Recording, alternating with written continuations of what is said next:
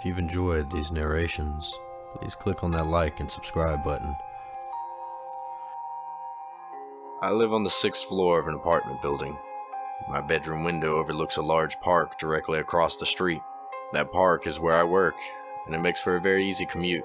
I only work part-time and I do basic groundkeeping every single day from 8 a.m. to 9 a.m. The park opens at 8 a.m. every day of the year, so I also unlock the gates. I never used to be a morning person. 8 a.m. is quite early for me to be waking up, so I usually take a nap and for an extra hour when I get back to my apartment. I'm also hired to close up. 1 hour before it closes, I also have to lock up the toilets and empty all the public bins into a dumpster. 20 minutes before it closes, I have to start informing people that they should head out, as the park is closing. Once everyone is out and I go around and lock up all the gates, there are 5 in total. I usually stay until 30 minutes after the park is closed. Overall, I work 2.5 hours a day. The opening shift is from 8 a.m. to 9 a.m., always, but the closing shift changes depending on the month.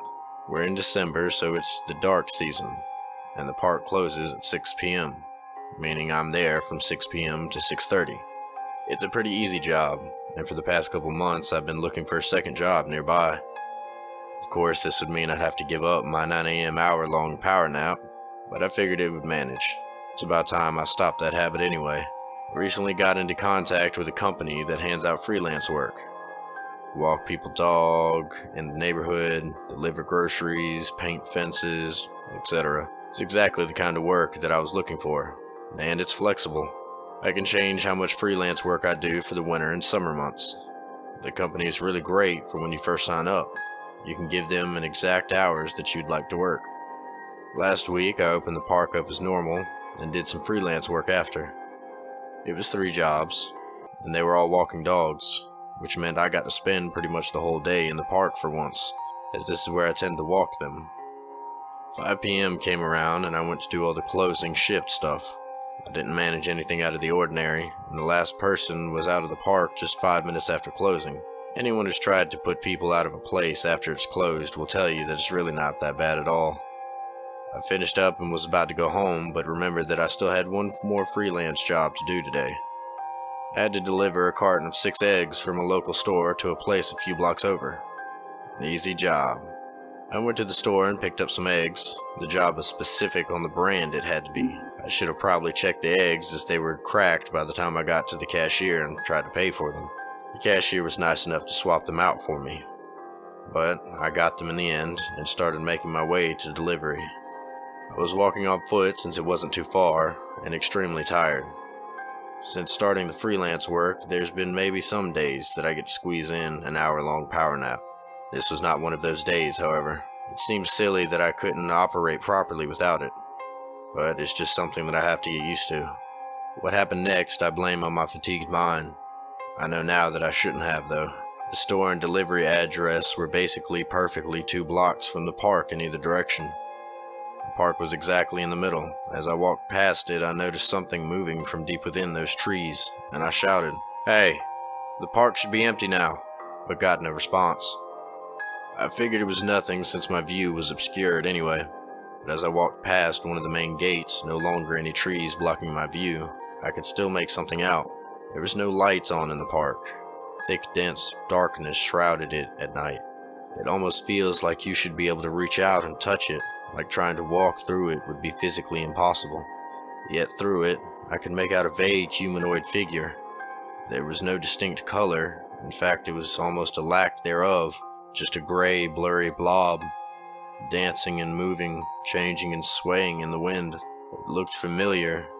Perhaps like the kind of things you would see when you look directly at a bright light and then away. More like an imprint on the eye than anything physical.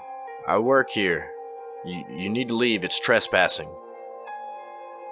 The way that it didn't respond or even seem to move at my request, I decided I was just being silly. I think we've all seen things in the dark before, especially when we're tired. So as uneasy as I was, for the moment, I continued to walk past the park. The full journey along the side is about 3 minutes, and I spent most of it looking inward through the fence. It seemed to move with me. I didn't pay a lot of attention to where I was walking and nearly tripped over a few times, especially when I nearly walked directly into a black cat.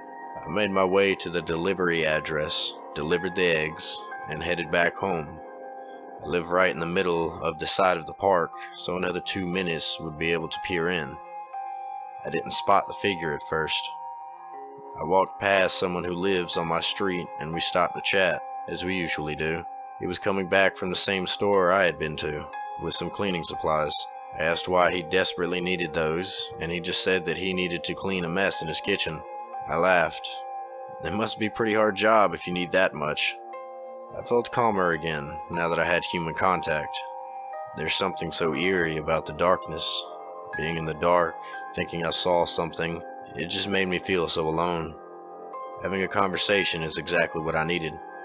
We said goodbye, and I continued walking for the last minute of my journey. But right as I got to my apartment building, I turned around before I opened the door and almost collapsed from fear. Right up against the fence, clear as day, was a tall, gray being. It looked less humanoid this close up, less like it was dancing and swaying and more like it was shaking and convulsing. Its gray skin was pulsing and shifting in a way that almost made me not notice the complete lack of eyes. I only realized it had no eyes when they began to form right on its face. Its skin seemed to open up around the head, allowing for 2 grotesque eyes to pierce through. I caught myself falling slightly and got through the building door. I didn't wait for the elevator. I ran straight up the stairs and didn't look back. I got to the 6th floor, got into my place, and peered out of my bedroom window. There was nothing at the fence. It almost spooked me just as much as to see a lack of anything there, like I was crazy. For the past week, I've phoned in sick to my park job. My boss keeps asking if I even have the energy to just lock up and unlock. I keep claiming I don't. I continue to do my freelance work during the bright hours, just hoping my boss and colleagues don't spot me. I just don't want to be in the park in the dark ever again. I've not even so much as peered out of my bedroom window at night. But this morning I tried. Today, about 4 a.m., I got up to go to the toilet. As I was about to get back in bed, I just felt like I needed to peer out again. And I did. And I saw it, right up against the fence, shaking, convulsing, and pulsing, like it was almost trying to pass through the bars. Maybe it's just because I'm on the 6th floor and couldn't see it properly, but sometimes it even looked like parts of it were passing right through the solid metal of the fence. I spotted a woman walking down the street on her phone. I saw she was carrying a carton of eggs, and then it clicked. I've seen her around before. I was pretty sure she was working the same freelance company as I did, but she was about to walk right past the figure. Could she not hear it? Could she not see it? I realized at that moment that I must be crazy. Nobody else can even see that thing. And then it grabbed her. Right as she walked past, it grabbed. After that, they both vanished into the darkness. I don't mean to say the figure ran off. They quite literally vanished. They morphed until there was nothing, as if their thing was able to just conjure up ways to move that were beyond comprehension. I was half sure that I was asleep at that point. Right then I noticed, pulled up on the side of the road nearby, a black car. A man and woman stood next to it, looking directly at the figure, talking about something to each other. It brought an odd sense of relief to know that I wasn't the only person seeing it. I knew them from somewhere, but I couldn't quite put a finger on it. But then it dawned on me. They were the first people I met from the freelance company. They just watched in silence as one of their employees was abducted in front of them by a paranormal figure. They must be involved somehow. I don't know how or why, but they must be. Everything going on in my life suddenly slotted together. I just haven't figured out how yet. My park job, my freelance job, this figure. How do they all connect? Today, the woman was on the local news, reported as missing. I can't do anything. Who's going to believe me? If I tell anyone, I suddenly become the prime suspect. I do have other freelance jobs today. I now know the job is dangerous and that my bosses do not have my best interest in mind at all, but they can't know that I know. My only job today is to paint a fence white. Usually I only have to do some of the fence, and someone else comes along to do the rest. I'm going to write something to warn them, and then I'm going to quit. I've scheduled this to post in a couple of weeks so that I can be long gone before the company knows that I've said this all. If I quit, they can't hurt me, but they can still hurt others. I hope whoever is seeing my warning takes it seriously, and that I can make a difference in some way.